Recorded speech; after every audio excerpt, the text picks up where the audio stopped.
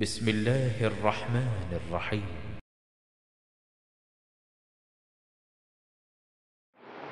والصلاة والسلام على رسوله الكريم وعلى آله وأصحابه أجمعين أما بعد قال الله تعالى في كلامه المزيد والفرقانه الحميد أعوذ بالله السميع العليم من الشيطان الرجيم الذي خلق الموت والحياة ليبلوكم أيكم أحسن عملا وهو العزيز الغفور وقال الله تعالى كل نفس ذائقة الموت ثم إلينا ترجعون عن أبي هريرة رضي الله تعالى عنه قال رسول الله صلى الله عليه وسلم أكثر الذكر هذه اللذات يعني الموت رب اشرح لي صدري ويسر لي أمري واحلل عقدة من لساني يفقهوا قولي رب أسر ولا تؤسر وتمم بالخير رب زدني علما رب زدني علما رب زدني علما সমস্ত প্রশংসা গুণগান গুণকীর্তন একমাত্র আল্লাহ রাব্বুল আলামিনের জন্য, যিনি এক ও একক ওয়াহদাহু লা শারীক। যে আল্লাহ রাব্বুল আলামিনের প্রশংসার ধারা শেষ করা অসম্ভব, সে আল্লাহ সুবহানাহু ওয়া তাআলার প্রশংসা করো তো আন্তরিকতার সাথে। ছোট্ট একটি ভাষা আমরা পাঠ করি, আসুন আমরা বলে ফেলি আলহামদুলিল্লাহ। অতঃপর অসংখ্য দরুদ ও সালাম শান্তির ধারা বর্ষিত হোক আখির নবী নবী রাহমাতুল লিল আলামিন, বিশ্ব মানবতার মুক্তির দিশারি, মুক্তির দূত মহাত্মা মহাপুরুষ মহামানব মুহাম্মদুর রাসূলুল্লাহ সাল্লাল্লাহু আলাইহি ওয়াসাল্লামের প্রতি আমরা বলি আল্লাহুম্মা সাল্লি আলাইহি আল্লাহুম্মা বারিক আলাইহি সাল্লাল্লাহু তাআলা আলাইহি ওয়াসাল্লাম। আনা তালিবুল ইলম, আমি একজন ইসলামের ছাত্র হিসাবে আজকের জুমার খুতবার মওজুদ, জুমার খুতবার আলোচনা মৃত্যুকে স্মরণ। উল্লেখিত বিষয়ের প্রতি পবিত্র কোরআন এবং সহিহ সুন্নাহর আলোকে গুরুত্বপূর্ণ তথ্য ও তথ্যবহুল বিবরণের আপ্রাণ প্রচেষ্টা রাখছি ইনশাআল্লাহুল আজিজ। ওয়া মা তৌফিকি ইল্লা বিল্লাহ, আলাইহি তাওয়াক্কালতু ওয়া ইলাইহি উনীব। মৃত্যুকে স্মরণ বা মৃত্যুর জিকির পৃথিবীর বুকে যেমন এক আল্লাহ একক অদ্বিতীয় ওয়াহদাহু লা শারীক, যার কোনো সন্দেহ করার অবকাশ নেই, পরিকাঠামো নেই। একটু সাউন্ডটা মনে হচ্ছে কমাতে হতো, সাউন্ডটা অত্যাধিক বেশি আছে, মাইকের সাউন্ডটা একটু কমান। যেটা চূড়ান্ত সত্য, নিতান্ত সত্য, অত্যন্ত সত্য, আর এর ওপরে আর নেই কোনো সত্য। ঠিক একই রকমভাবে মৃত্যু এমনই একটি নাম, এমন একটি বাক্য, এমন একটি কথা, যে মৃত্যুর জিকির যে বা যারা করে, মৃত্যু নিয়ে যে বা যারা ভাবে, মৃত্যু নিয়ে যে বা যারা কল্পনা করে, মৃত্যু শব্দটি যে বা যারা উপলব্ধি করতে পারে, তার দ্বারা ছোট থেকে ছোট পাপ কর্ম হওয়া অসম্ভব বলেই ওলামা ইকরামগণ বলেছেন, এবং মুহাম্মদুর রাসূলুল্লাহ সাল্লাল্লাহু আলাইহি ওয়াসাল্লামও সেটিই বলেছেন। ছোট বড়, যুবক বৃদ্ধ, নারী পুরুষ নির্বিশেষে যার মধ্যে প্রাণ রয়েছে তার বিন্যাস ঘটবে, তার সমাপ্তি ঘটবে, তাকে মৃত্যুর মজা, মৃত্যুর স্বাদ উপভোগ করতেই হবে। এই মৃত্যু আমার এবং আপনার বলে কয়ে আসে না।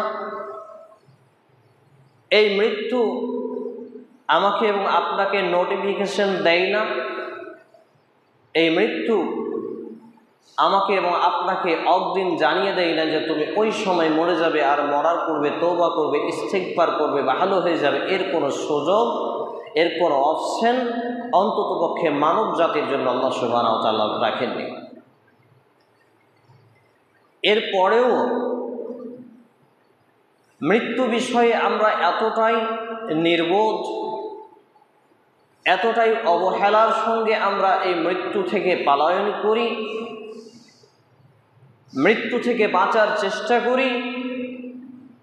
হয়তো আমরা বেশিরভাগ লোক মনে করি এই তো মাত্র বয়স হলো, এখনো কি মারা যাব, এখনো তো বয়সই হয়নি, বিয়ে শাদী করলাম না, ছেলে মেয়ে হলো না, চাকরি বাকরি হলো না, ব্যবসা বাণিজ্য হলো না, জমি জমা হলো না, কি মারা যাব, এখনো তো আমার অনেক সময় আছে। আসলে এগুলো হচ্ছে শয়তানের একটা ধোঁকা মাত্র।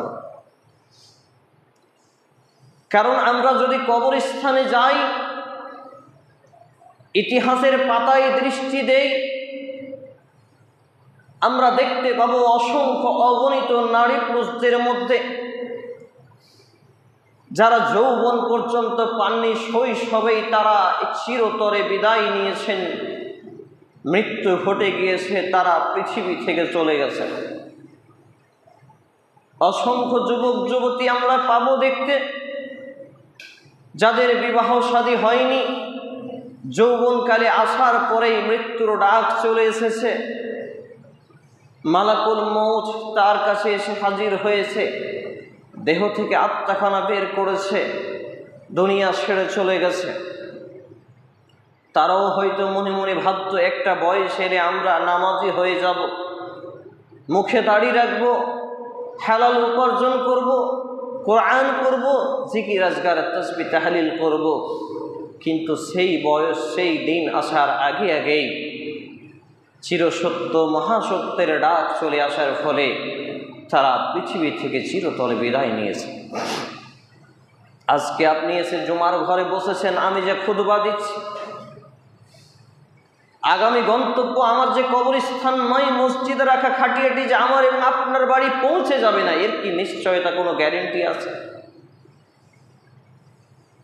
দাদা দাদি বেঁচে আছে, বাপ মা চলে যায়, বাপ মা বেঁচে আছে, সন্তান ছেলে মেয়ে দুনিয়া ছেড়ে চলে যায়। এরপরেও যেই মৃত্যু আমার এবং আপনার গায়ের লোমকে দাঁড় করিয়ে দিতে পারে, যেই মৃত্যুর কথা শুনে আমার এবং আপনার ঈমান বৃদ্ধি হয়ে যাওয়ার কথা, যেই মৃত্যুর কথা শুনে আমার এবং আপনার মসজিদমুখী হয়ে যাওয়ার কথা, যেই মৃত্যুর কথা শুনে আমার এবং আপনার দান এবং সাদাকায় হাতকে লম্বা করে দেওয়ার কথা, এই মৃত্যু আমরা দিন রাত দেখছি, কিন্তু আমরা দেখেও না দেখার ভান করে জীবন চালাচ্ছি। মূলত বুঝতে হবে যে আমরা এখনো মৃত্যুর স্মরণ, মৃত্যুর জিকির থেকে দূরে রয়েছে।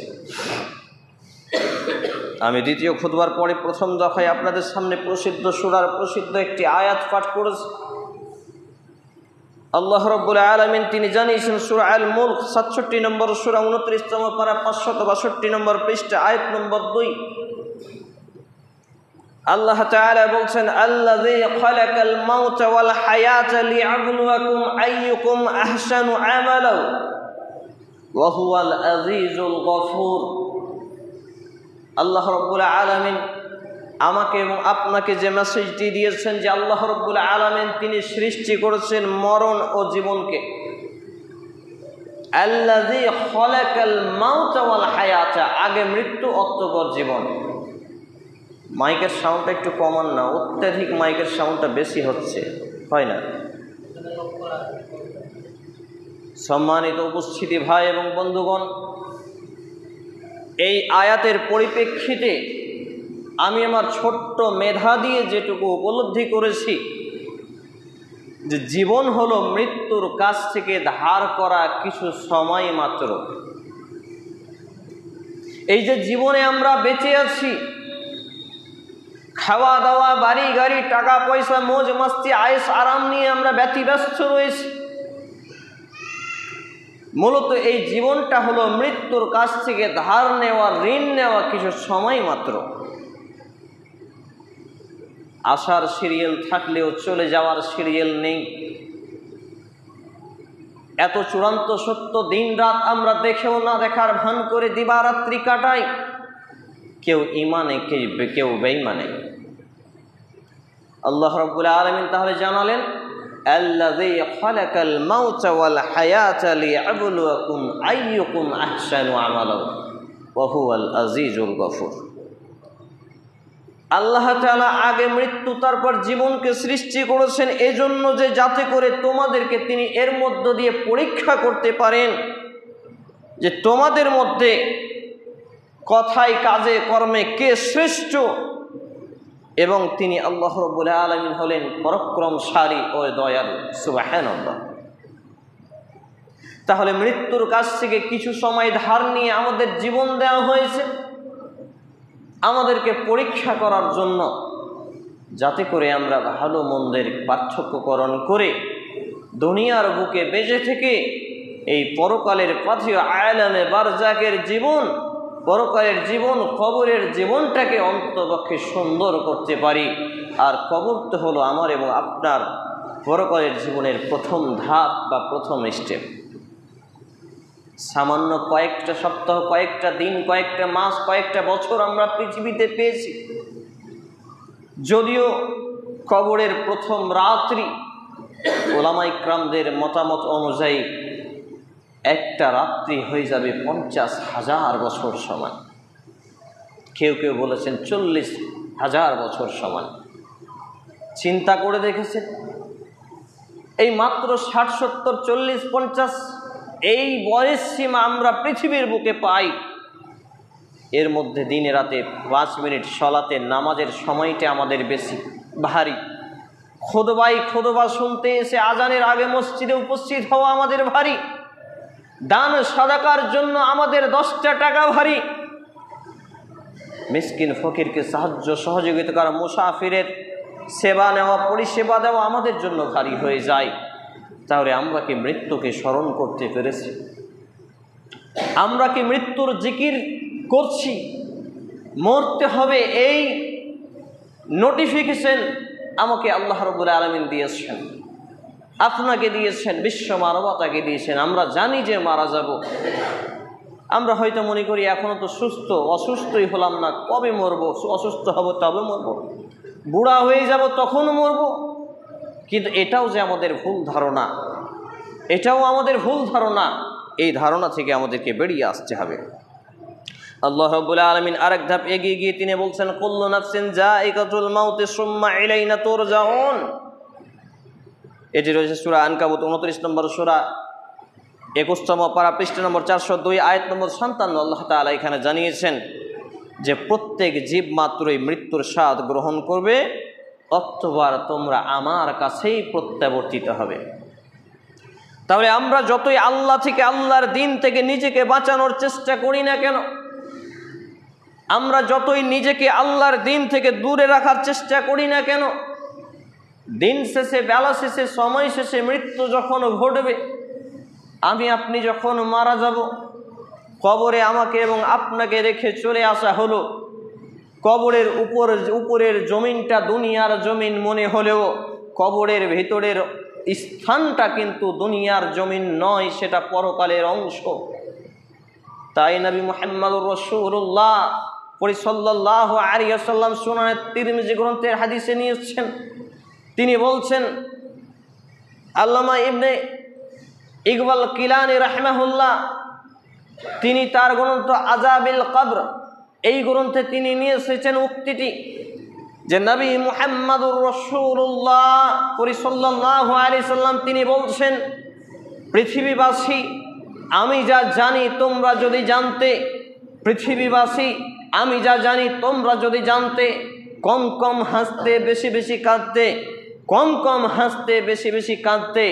আমাদের দিন রাত হাসি খেলি রং তামাশাই কাটে, আনন্দ উল্লাসে কাটে। মৃত্যুর ভয় নিয়ে, মৃত্যুকে স্মরণ করে, কবরের জীবন নিয়ে, পরকালের জীবন নিয়ে, জাহান্নাম নিয়ে, কিয়ামতের মাঠ নিয়ে আমাদের কান্না আসে না। বোঝা যায় আমরা মৃত্যুকে স্মরণ করতে পারিনি।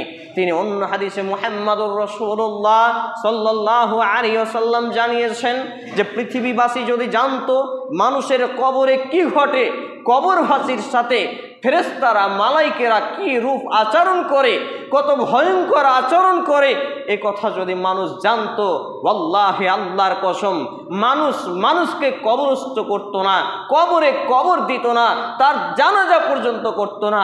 এই মৃত ব্যক্তির সাথে কিরূপ আচরণ হয় এটা যদি মানুষরা জানতো, দুনিয়ার মানুষ জানতো, মানুষ তার আত্মীয় স্বজনকে কবরে দিত না।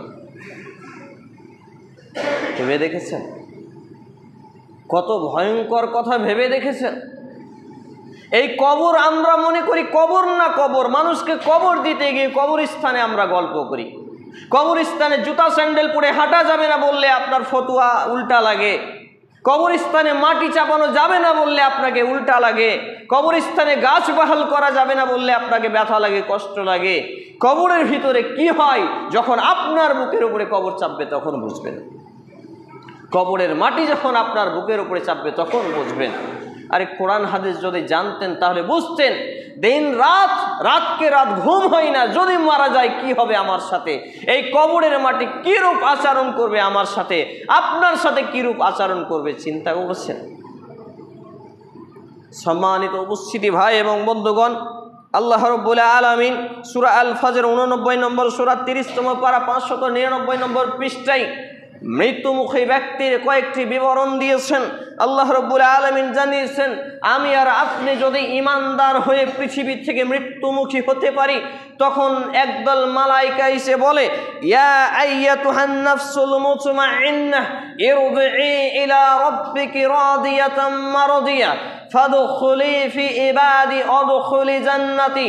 আল্লাহ রাব্বুল আলামিন জানিয়েছেন, হে প্রশান্ত আত্মা, তুমি বেরিয়ে আসো তোমার পালনকর্তার সন্তুষ্টির দিকে। যেই ব্যক্তি ইমানি হালাতে, আমলে জিন্দেগিতে আমলে সলে নিয়ে মৃত্যুমুখী হয়, সে ইমান আমল ছিল, নামাজি ছিল, দাড়িওয়ালা ছিল, দান সাদাকাশীল ছিল, মানুষের হকে বেঈমানি বাটপাড়ি করেনি, কাউকে কষ্ট দেয়নি, এই মতো লোকেদেরকে সামনে যখন মালাকুল মউত আসে তখন তাকে বলে, ইয়া আইয়াতুহান নাফসুল মুতমাইন্নাহ, হে প্রশান্তময় আত্মা, হে পবিত্রময় আত্মা, তুমি তোমার রবের সন্তুষ্টির দিকে বেরিয়ে আসো। সুনানে তিরমিজি গ্রন্থের হাদিসে নবী করিম সাল্লাল্লাহু আলাইহি ওয়াসাল্লাম জানিয়েছেন যে এই ব্যক্তির পবিত্র আত্মাখানা একটা বালতি বা কলসি থেকে পানি ঢেলে উপুর করে দিলে যত সহজে গড়িয়ে যায়, ঠিক তত সহজে এই পবিত্র আত্মাখানা বেরিয়ে যাবে। তাই আমরা দেখি আশেপাশে যখন নামাজি লোক, ভালো মানুষটা মৃত্যুবরণ করে, চোখের সামনেই দম চলে যায়, আমি আপনি বুঝতেও পারি না, টেরও পাই না। সম্মানিত উপস্থিতি ভাই এবং বন্ধুগণ, তারপর আল্লাহ রাব্বুল আলামিন জানিয়েছেন, ইরজিই ইলা রাব্বিকি রাদিয়াতাম মারদিয়া, তোমার প্রতিপালকের সন্তুষ্টির দিকে, রহমতের দিকে ওয়েলকামের সাথে তাকে স্বাগতম জানানো হবে, তুমি ফিরে এসো, অতঃপর তুমি আমার বান্দাদের অন্তর্ভুক্ত হয়ে যাও, ওয়াদখুলি জান্নাতি, আর জান্নাতে প্রবেশ করো। এই ব্যক্তির জন্য মহা সুসংবাদ নিয়ে আসে মালাইকাগণ, ফেরেশতাগণ। পক্ষান্তরে যে ব্যক্তি বেনামাজি, বেদিন, বাটপার, চোর, ছাচ্চর, মানুষের সাথে হক আদায় করতে গাফালতি করেছে, এইভাবে পাপাচার, রাস্তায় এসে পানি বইতে দেয়নি, আমার জায়গা দিয়ে যদি রাস্তায় পানি বয়ে যায় তাহলে মাটি কেটে যাবে, রাস্তায় ঘেরে নিয়েছে, মানুষকে হাঁটতে চলতে দেয়নি, এই করে মানুষকে কষ্ট দিয়েছে। আল্লাহর হকে কম বেশি হলেও আল্লাহর কাছে কান্নাকাটি করে ক্ষমা পাওয়া যায়। বোনের জমির হক দেয়নি, বোনের পা হাত না ধরে মাফ হয় না, কাউকে এক চর মারব বলেছে, ইমামের উপযুক্ত বেতন দেয়নি, মসজিদ কমিটি উপযুক্ত দায়িত্ব পালন করেনি, এই মুসল্লি ইমামের সম্মান দেয়নি, এই করে করে মানুষের যদি বিন্দুমাত্র হক আপনি নষ্ট করে যান, এই পাপ কাবা ঘরে 70 বার গিলাফ ধরে কান্নাকাটি করে হজ করেও মাফ হবে না। এই রকম পাপাচারী ব্যক্তিরা যখন মারা যায়, মৃত্যুর উপক্রম হয়, তখন একদল ফেরেশতা ভয়ঙ্কর রূপ নিয়ে তারা বলে, হে খবিশ আত্মা, হে বদ আত্মা, তুমি চলে আসো তোমার রবের ক্রোধের দিকে, অসন্তুষ্টির দিকে, আযাবের দিকে, শাস্তির দিকে। তখন আত্মাখানা, সেই বদ আত্মাখানা মানুষের পাপাচারী ব্যক্তির কখনো হাতের দিকে, কখনো পায়ের দিকে, কখনো মাথার দিকে এইদিকে লোকানোর চেষ্টা করে, লুকিয়ে যাওয়ার চেষ্টা করে। এইখানে নবী মুহাম্মদুর রাসূলুল্লাহ সাল্লাল্লাহু আলাইহি সাল্লাম জানিয়েছেন যে এই ব্যক্তির পর্যায়ক্রম এতটা ভয়ঙ্কর হয় যে এই ব্যক্তি যখন এইরকম উপক্রম হয়, ফেরেশতারা ভয় দেখায়, তাকে টেনে হেঁচড়ে ছেঁচড়ে বের করা হয়। একটা কাঁটাযুক্ত ডালে তুলা ফেলে দিলে তুলাগুলো যখন টানতে গিয়ে কিছু তুলা লেগেই থেকে যায়, আর কিছু তুলা টেনে হেঁচড়ে চলে আসে। এই রকম অবস্থায় এই খারাপ ব্যক্তির মৃত্যু ঘটে।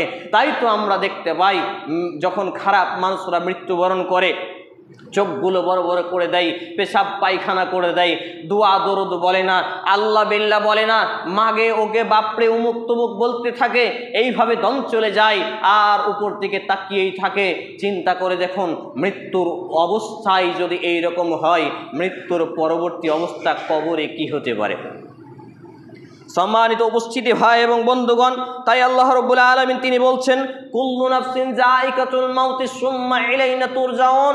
জেনে রাখো, পৃথিবীর বুকে যা ইচ্ছা তাই করে চলো, যেমন খুশি তেমন করে চলো, কিন্তু মৃত্যুর স্বাদ গ্রহণ করতেই হবে।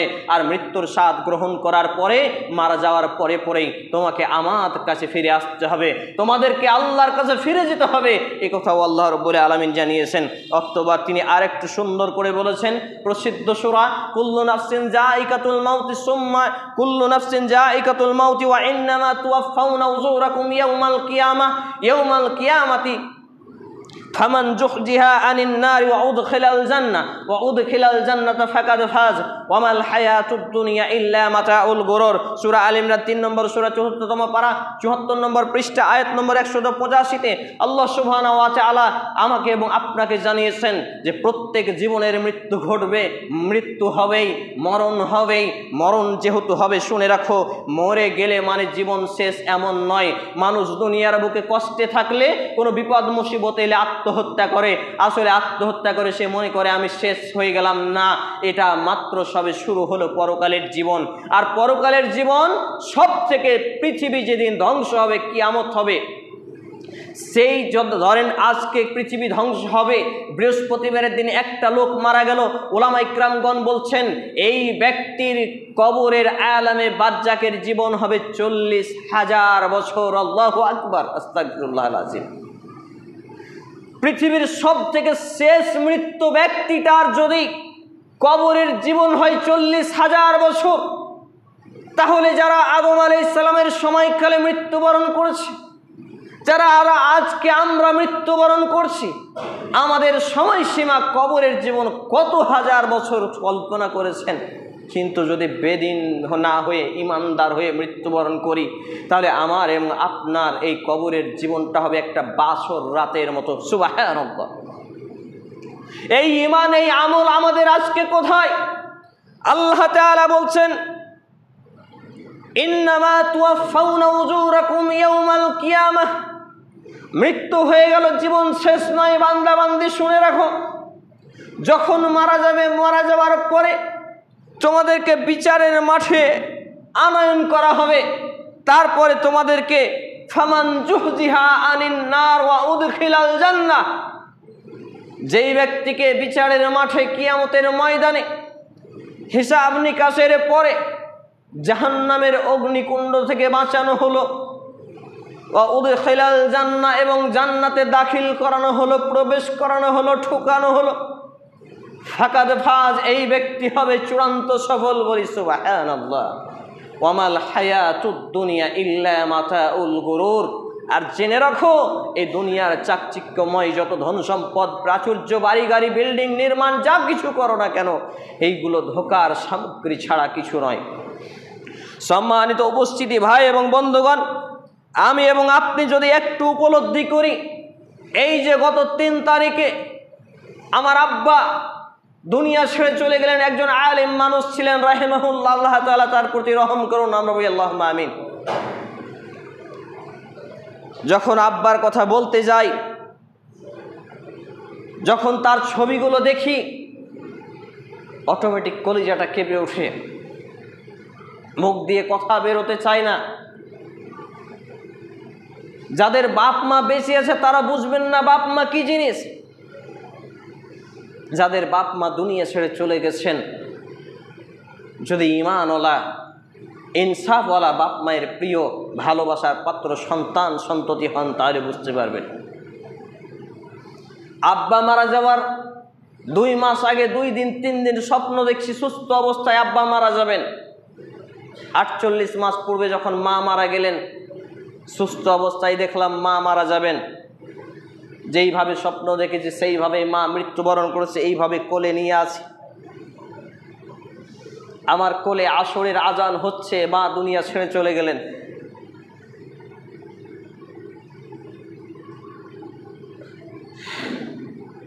আবার যখন আব্বা সুস্থ অবস্থায় হাঁটাচলা করছেন, বন্ধু বান্ধব স্ত্রীকে যখন বললাম যে আব্বার স্বপ্ন দেখলাম, আব্বা যদি বাই চান্স আমার উপরে কোনো অভিযোগ এনে আমার প্রতি রাগান্বিত হন, আমার কানে দেবার। তখনও আব্বা সুস্থ, মসজিদ থেকে পড়িয়ে আসছেন। কাশিমনগর ফিল্ডপাড়া মসজিদের ইমামতি 8 বছর যাবৎ করলেন। দাউনাপুর দিয়ারে 19 বছর ইমামতি করেছিলেন। আমার দিকে একনিষ্ঠ চেয়ে আছেন। তার দেখার দৃষ্টিভঙ্গিটাই মনে হলো যে আমার স্বপ্ন হয়তো সত্য হবে। হঠাৎ করে শ্বাসকষ্ট শুরু হলো, সুগার ফেটে গেল, হার্টের সমস্যা হলো। 15 দিনের মধ্যে 8-10টা অসুখ। সুস্থ মানুষ যেই দিন মারা যাচ্ছেন সেই দিন আসরের পরে আমাকে বলছেন, বাপু তুমি আমার জন্য একটু দোয়া করো না। একজন আলেম হয়ে বাপ সন্তানকে বলছে আমার জন্য দোয়া করো। এই অবস্থায় কলকাতা যাওয়ার কথা ছিল।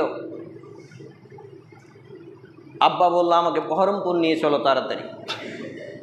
গাড়িতে চাপালাম, অ্যাম্বুলেন্সে চাপিয়ে তাড়াহুড়া করছে, তাড়াতাড়ি নিয়ে চলো বহরমপুর, সময় লেট করিও না, মালাকুল মউত ডাকছে। দেখো বহরমপুর মেডিকেল কলেজে ঢুকিয়ে 10 মিনিট সময় পাননি। আমি এশারের সালাত সালাম ফিরিয়েছি সবে মাত্র, কলিজাটা ছিঁড়ে চলে গেল। ফোন লাগাতেই আমার যে বন্ধু সঙ্গে ছিলেন বললেন কাজ হয়ে গেল। আমি ভাবলাম হয়তো ভর্তি হয়ে গেছে। সুস্থ মানুষ বারবার আমাকে দোয়া করতে বলে গেলেন, পাড়া প্রতিবেশীর কাছে ক্ষমা নিলেন, দোয়া করতে বলে গেলেন, বাড়ি থেকে বের হওয়ার দোয়া করলেন। চিকিৎসার জন্য গেলেন আর বললেন আমি সুস্থ হয়ে আসবো, লাশ হয়ে ফিরে এলেন।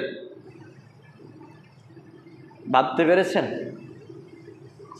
আমি আর আপনি যে এখানে আজকে কথা বলছি, খুতবা শুনছি, খুতবা দিচ্ছি, আমি আর আপনি যে লাশ হয়ে বাড়ি ফিরবো না এর কোনো নিশ্চয়তা আমি আপনি দিতে পারবো? আব্বাকে নিজে হাতে গোসল দিয়ে নিজে হাতে কবরে নামানোর পরেও এখন পর্যন্ত মেনে নিতে পারছি না যে বাপ মারা গেছে। এটাই হচ্ছে বাস্তবতা, এটাই হচ্ছে নিষ্ঠুরতা। আমার এবং আপনার এই দুনিয়ার স্বাদ হরণ করে দেবে এই মৃত্যু। আমি এবং আপনি যদি এই মৃত্যুকে স্মরণ করতে পারি, মৃত্যুর জিকির করতে পারি, আমি এবং আপনি যদি মৃত্যুকে নিয়ে ভাবতে পারি, কবরের উপরে থেকেও যদি কবরের ভিতরের অনুশোচনাগুলো আনতে পারি, দুনিয়ার জীবনে দাঙ্গা ফাসাদ পাপ কর্ম রাহাজারি অন্যায় অবিচার বেইনসাফি কোনো কিছু থাকবে না। দুনিয়ার জীবন শূন্য মনে হবে। আজকে আমরা দুনিয়াকে রঙিন চোখে দেখি বিধায় মানুষের সাথে 2-4 লাখ টাকার জন্য কত ঝুট ঝামেলায় লিপ্ত হয়ে যায়। কিন্তু যখন দুনিয়াকে আমি এবং আপনি মৃত্যুর দৃষ্টিতে দেখব, আমার এবং আপনার এই দুনিয়ার সব কিছু কচুর পাতার পানির মতো মনে হবে। সম্মানিত উপস্থিতি ভাই এবং বন্ধুগণ, আমি যে হাদিসটি আপনাদের সামনে পড়েছিলাম দ্বিতীয় খুতবার পরে তৃতীয় দফায় হাদিসটি বলে আলোচনা গুটিয়ে ফেলব। আন আবি হুরায়রা রাদিয়াল্লাহু তাআলা আনহু قال قال رسول الله صلى الله عليه وسلم, আবু হুরায়রা রাদিয়াল্লাহু তাআলা আনহু তিনি বলছেন, রাসূল মুহাম্মদুর রাসূলুল্লাহ সাল্লাল্লাহু আলাইহি ওয়াসাল্লাম বলেছেন, আকসারুয যিকরি হাযিহিল লাজ্জাতি ইয়ানিল মাউতা, অর্থাৎ তোমরা অধিক পরিমাণে জীবনের স্বাদ নষ্টকারী, জীবনের আনন্দ নষ্টকারী, জীবনের ভোগ বিলাসিতা নষ্টকারী বস্তুকে বেশি বেশি স্মরণ করো, যেটা হলো মৃত্যু, মৌত, মরণ।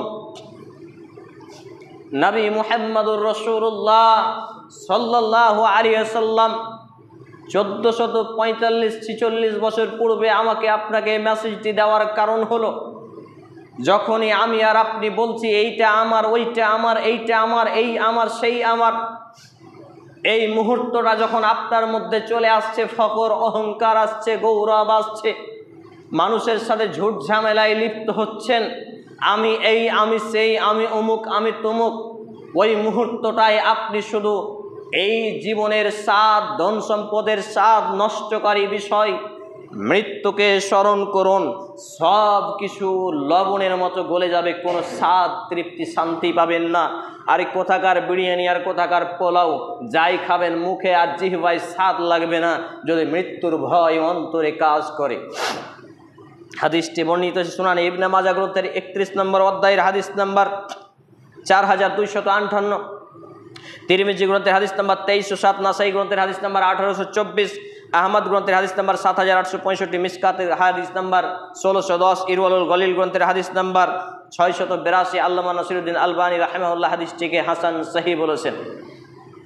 সম্মানিত উপস্থিতি ভাই এবং বন্ধুগণ, খুতবার শেষে এসে আপনাদের কাছে এইটুকু অনুরোধ করব, মৃত্যুর আগেই অন্তত পক্ষে 5 ওয়াক্ত নামাজি হয়ে যান।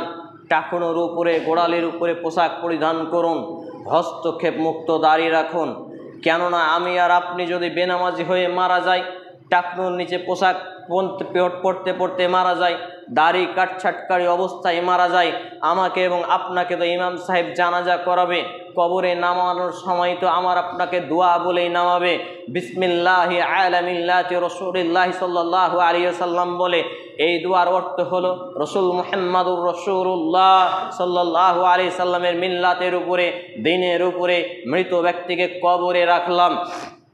ফেরেশতা এসেই দেখবে মুখে দাড়ি নেই, দেখবেন নামাজ ছিল না, তা টাকনুর নিচে পোশাক পরিধান করত, এসেই যদি মার দেয়, শাস্তি দেয়, এবং সব থেকে বড় শাস্তি দেওয়ার কারণ হলো যে দোয়াটা আমার এবং আপনার জন্য পড়া হলো, এই দোয়ার হকদার বা আমি এর অধিকারী ছিলাম না, আমাকে মিথ্যা দোয়া বলে কবরে রাখা হয়েছে। এই জন্য আমার এবং আপনার শাস্তি অনিবার্য হয়ে যাবে, জাহান্নাম অনিবার্য হয়ে যাবে।